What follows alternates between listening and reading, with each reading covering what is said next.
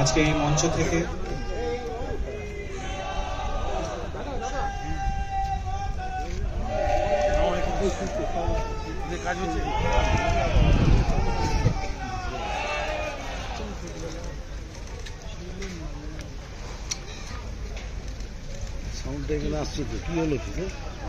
মাননীয় মুখ্যমন্ত্রী এবার শৈলেন মান্নার প্রতিকৃতিতে পুষ্পাঞ্জলি দেবেন। আমাদের এখানে উপস্থিত আছেন হাওড়া জেলার মন্ত্রী শ্রী অরূপ রায়, আছেন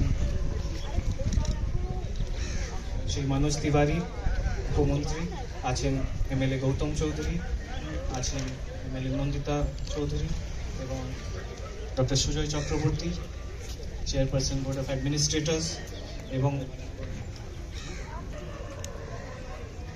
আজকে এখান থেকে মাননীয় মুখ্যমন্ত্রী একটা প্ল্যান করা হয়েছে শৈলেন মান্নার স্মরণে।